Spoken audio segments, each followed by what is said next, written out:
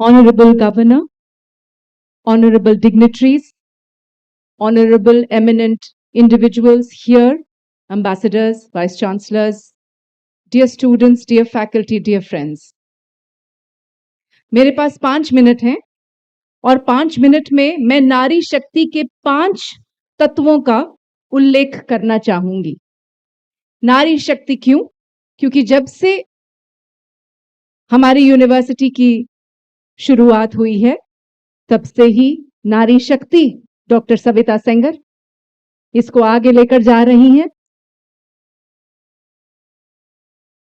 University के साथ मैं जुड़ी रही हूं। नारी शक्ति का एक और उदाहरण, नारी शक्ति से हमारी सारी जो फैकल्टी, फीमेल स्टूडेंट्स वो जुड़ी हुई हैं और नारी शक्ति से हर युवा, हर मेल स्टूडेंट, मेल फैकल्टी जुड़ा हुआ है, क्योंकि हर एक इंसान की मातृत्व शक्ति नारी शक्ति ही है। नारी शक्ति को हम अक्सर मां सरस्वती, मां लक्ष्मी, मां दुर्गा के नाम से जानते हैं। तो इसी त्रिमूर्ति के 5 तत्व मैं बताना चाहूंगी, जिससे कि हम इस त्रिमूर्ति से, इस शक्ति की त्रिमूर्ति से और सानिध्य पा सकते हैं और इसे समझ सकते हैं और इसको अपने में धारण कर सकते हैं। ये नारी शक्ति केवल नारियों के धारण करने के लिए नहीं है, ये नर और नारी के लिए, दोनों के लिए धारण करने के लिए है। जिस तरह नर की शक्ति, शिव की शक्ति भी सभी को उपलब्ध है, वैसे ही शक्ति की शक्ति भी सभी को उपलब्ध है।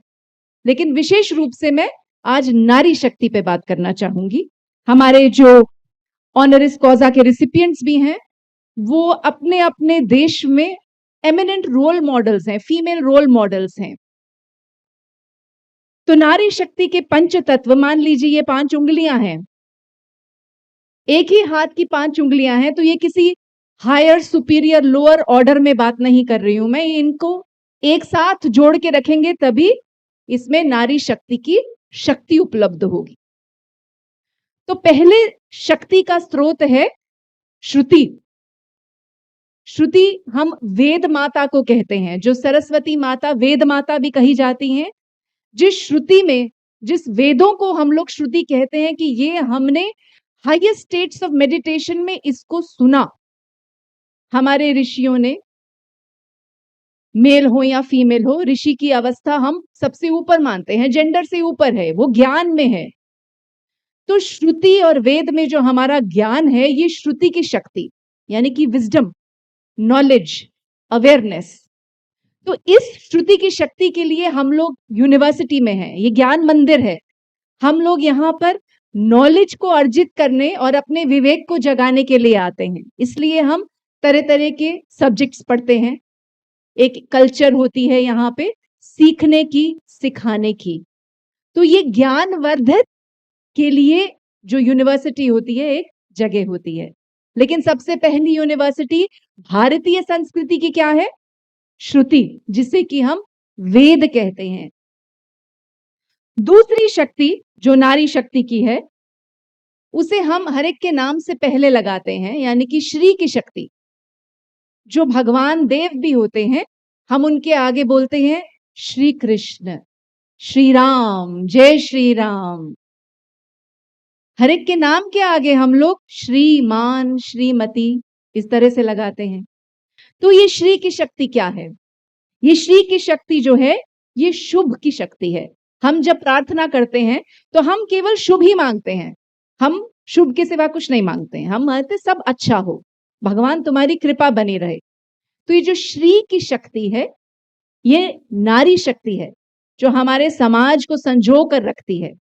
और ये श्री की शक्ति एक डायनामिक स्टेट है। ऐसा नहीं कि ये हमेशा श्री की शक्ति है तो जैसे कि श्रुति को भी हमें सुन के अपने आचरण में उतारना पड़ता है, वैसे जो बेनिफिशियल स्टेट है, एक पॉजिटिव अवस्था है, उसको हमको एक डायनामिक स्टेट से उसके लिए काम करना पड़ता है।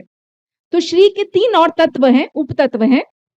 श्रेष्ठ, आपको हमेशा to do your best, as students you have to do your best in order to create wealth in society. Wealth just doesn't mean money. Lakshmi जो है, अष्टलक्ष्मी 8 तरह के बताए गए हैं। तो to create wealth in society you have to do your best, you have to try your best, you have to deliver your best. श्री का दूसरा जो उप तत्व है, एक तो श्रेष्ठ है, दूसरा है श्रेय देना। क्योंकि if you want to do your best, you are not an island alone, we need the whole society to do their best.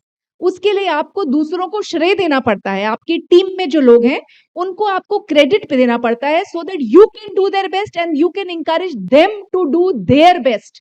Only when you do your best and they do their best, together we do better, right?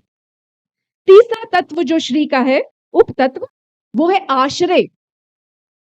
So श्रेष्ठ creates wealth in society, श्रेय creates values in society and आश्रय creates welfare in society. क्योंकि जो helpless लोग होते हैं, जिनके पास help नहीं, जिसको हम अंडर सर्व्ड कैटेगरी बोलते हैं, जिनके पास सोशियो इकोनॉमिक स्टेटस अभी वो एम्पावरमेंट नहीं है, उनको रीच आउट करना और अपनी ऊर्जा से उनको प्रेरणा देना, उनकी मदद करना, ये हमारा श्री का कर्तव्य है। तीसरी जो इन पंच तत्वों की तीसरी जो शक्ति का मैं उल्लेख करना चाहूंगी, वो है शौर्य की शक्ति, जो है दुर्गा की शक्ति। तो पहले किया हमने श्रुति सरस्वती की शक्ति, श्री माता लक्ष्मी की शक्ति, और शौर्य माँ दुर्गा की शक्ति। देवी माँ, हम मंदिर में जाते हैं तो माता रानी को प्रणाम करते हैं, नतमस्तक होते हैं माता रानी के आगे। भारत ऐसा एकमात्र देश में कहूंगी, कुछ संस्कृतियों में इसका वर्णन है डिवाइन फेमिनिन का, लेकिन मैंने और कहीं नहीं देखा है कि मंदिर में जाके हम एक फीमेल फिगर के सामने नतमस्तक होते हैं। हमारे मिलिट्री, हमारे सोल्जर्स जब भी वो रणभूमि में जाते हैं, माता रानी का आशीर्वाद लेकर जाते हैं। वो चंडमुंड संहारिणी है, वो महिषासुर मर्दिनी है, वो हर उसमें शौर्य है, उसमें करेज है। ये करेज की शक्ति जो है, वो कोई भी ऑब्स्टिकल को ओवरकम कर सकती है। ये है नारी शक्ति। चौथी शक्ति का वर्णन करूंगी, वो है श्रृंगार की शक्ति। हम लोग बहुत मजाक मजाक में कहते हैं, मेरी वाइफ बहुत टाइम लेती है तैयार होने में। ये श्रृंगार की शक्ति है उसकी, बिकॉज उसको कई तरह के रोल्स प्ले करने हैं। वो गृहिणी है, वो बाहर भी काम करती है, वो बेटी भी है, वो पत्नी भी है, वो बहन भी है, वो दोस्त भी है, और हर रूप के लिए उसको उसका श्रृंगार करना पड़ता है। अगर आप स्टेज पर आके कोई भी नाटक में प्ले करेंगे अपना पार्ट, अगर आपके पास राजा का रोल होगा तो आपको राजा जैसे वस्त्र पहनने पड़े होंगे, अगर आपका एक जज का रोल होगा तो आपको वैसे पहनने पड़ेंगे। जिस तरह का मेरे को प्ले में एक बारी पेड़ का रोल मिला था तो मुझे पेड़ के वस्त्र पहनने पड़े थे। तो हमारा जिस तरह का रूप है उस तरह का हमें श्रृंगार करना पड़ेगा, जिस तरह का हमारा रोल है हमें उस तरह के लिए श्रृंगार करना पड़ेगा। कभी कभी उसमें वक्त लग जाता है। और पांचवा जो उल्लेख है वो है श्रम का।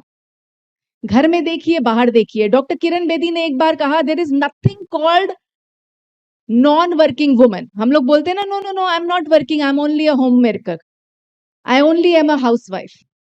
So Dr. Kiran Bedi said, we all know who Dr. Kiran Bedi is. She said, there is nothing like a non-working woman. Every woman is a working woman. Only some are recognized and paid for it. That is Dr. Kiran Bedi. तो वो श्रम करती है, वो संघर्ष करती है आपके घर को संजो के रखने का। अगर आपके घर में नारी शक्ति नहीं है तो वो घर घर नहीं रहता है, वो बिखर जाता है। उसको जोड़ के रखने का, उसको एक शक्ति बंधन में बांध के रखने का काम नारी शक्ति करती है। आपस में परिवार को एक दूसरे से जोड़ के रखने का काम, पिता और पुत्र में जब लड़ाई हो जाती है तो उसे जोड़ के रखने का काम माँ करती है कि नहीं नहीं कोई बात नहीं। टॉलरेंस लेकर आती है, एम्पैथी लेकर आती है, अंडरस्टैंडिंग लेकर आती है, अपना सैक्रिफाइस लेकर आती है, कभी भी नो नहीं बोलती है। She never gives up on peace, she is always trying to make peace. वो श्रम करती रहती है। वो सुबह 2 घंटा सबसे पहले उठती है, सबके सोने के 2 घंटा बाद सोती है। वो श्रम करती रहती है, उसे कोई रिकॉग्नाइज करे या ना करे, एक चींटी की तरह चलती रहती है। कोई गिरा दे, कोई टोक दे, कोई रोक दे, वो चलती रहती है। ये नारी शक्ति है। तो इन 5 तत्वों का, जो कि श्रुति, श्री, शौर्य, श्रृंगार और श्रम, इनका अनुकूल मिश्रण जब होता है तो एक शुभ शक्ति पैदा होती है। लेकिन ऐसा नहीं होता समाज में। हम जेंडर बेस्ड वायलेंस के बारे में कितना सोचते हैं, बहुत बुरा लगता है सुनने में। छोटी छोटी बच्चियों के साथ दुष्कर्म होते हैं, नारी शक्ति सेफ नहीं है रोड पे, घर में सेफ नहीं है, बाहर सेफ नहीं है, वर्क प्लेस पे जाती है वहां पे सेफ नहीं है। ऐसी कहानी अखबार में हम लोग सब रोज पढ़ते हैं। तो क्या होता है जब इस शुभ शक्ति को शुभ करने की शक्ति में रोज रोज कदम कदम पर बाधा आती है, तो वो शक्ति शिव का, जो उसका आंतरिक शिव है, उसके रुद्र रूप का आवाहन करती है और उससे श्राप की शक्ति पैदा होती है। जैसे हम देखते हैं सुनामी आ जाती है, भयंकर अर्थक्वेक आता है। क्यों? हमारी जो मां शक्ति है, जो वसुधा है, उसको वसुधा का हम तिरस्कार करते हैं, तो वो तिरस्कार की शक्ति फिर हमें वापस श्राप की भाषा में जवाब देती है। जैसी भाषा का हम इस्तेमाल करेंगे वैसी भाषा में वो हमसे बात करती है, ताकि हम लोग पीछे हट जाएं अपनी अपनी लकीरों से और अपनी बाउंड्रीज में आ जाएं, अपनी हदों में आ जाएं, अपने धर्म में आ जाएं, अपनी मर्यादा में आ जाएं सभी। तो ये जो श्राप की शक्ति होती है, ऐसा नहीं कि वो चाहती है कि मैं किसी का बुरा चाहूं, ऐसा मां कभी कोई नहीं चाहती है, कभी नारी शक्ति किसी का बुरा नहीं चाहती है। लेकिन दंड देने का काम भी नारी शक्ति का है। हर मां ने अपने बच्चे को कभी ना कभी दंड दिया है। मैं 5 साल की थी, बाहर सड़क पर कोई जा रहा था और वो एक अपशब्द का, जिसको हम कस वर्ड्स बोलते हैं, बुरे शब्द का इस्तेमाल कर रहा था। 5 साल के बच्चे को सही बुरे की पहचान नहीं होती है। हमने सुना, हमने उसका श्रवण किया और मम्मी जब घर पर आई दफ्तर से, तो हमने उनका स्वागत उस अपशब्द से किया। कान मरोड़ दिए हमारे, हमें दंडित किया, ऐसा दंडित किया कि आज तक हमारी हिम्मत नहीं होती अपशब्द का इस्तेमाल करने की। तो ये दंड की शक्ति भी पॉजिटिव है, क्योंकि ये मातृत्व की भावना से ली गई है। तो जो मातृ शक्ति है वही इसे श्राप की शक्ति का आवाहन करती है। मदर एनर्जी, हमारे डॉक्टर एप्सी हैं जो farmer vice president of Costa Rica हैं, उन्होंने कल हमसे बात करी मदर एनर्जी। ये जो मदर एनर्जी है, नारी शक्ति का सबसे बड़ा रूप है, ये दंड देने की शक्ति भी रखता है। और यही मातृ शक्ति में जो एक मातृ भावना है, यानी मदर की भावना है, एक मैत्री की भावना है जो कि दोस्ती, फ्रेंडशिप की भावना है, जब उसके बच्चे बड़े हो जाते हैं उनकी दोस्त बन जाती है। और एक मात्रा की भावना है कि कितनी मात्रा होनी चाहिए। नमक मात्रा से ज्यादा हो गया तो हड्डियां घुल जाती हैं, चीनी मात्रा से ज्यादा हो गई तो डायबिटीज हो जाती है। तो हर चीज का मात्रा, हर चीज की हद तय करना, ये भी नारी शक्ति का शक्ति स्वरूप है। ये शक्ति स्वरूप जो इन सब की शक्तियों का अनुकूल मिश्रण है, और जो प्रतिकूल एनर्जी है वो जब निकलती है, जब ये अनुकूल मिश्रण बैलेंस में नहीं रहता है, तो मैं क्लोज करना चाहूंगी श्री कृष्ण की, जो भगवत गीता में उन्होंने हमको बार बार बताया है कि इन 5 शुभ शक्तियों को याद रखें, लेकिन उनको इस तरह इस्तेमाल करें कि याद रखें कि अगर इनका बैलेंस हम नहीं करेंगे, इनको बैलेंस में यूज नहीं करेंगे, तो एक प्रतिकूल जो श्राप की शक्ति है वो हमेशा रहती है। और मैं जो भी करने, जब भी अधर्म बढ़ेगा, मैं वापस आऊंगा या मैं वापस आऊंगी, उसका बैलेंस करने के लिए। इसलिए हम लोग देखते हैं कि नारी शक्ति विश्व भर में राइज कर रही है। आप सबको भी कंठस्थ होगा, मैंने भी तभी कंठस्थ किया जब मैं टीवी पे महाभारत सीरियल देखती थी, मुझे बहुत अच्छा लगता था।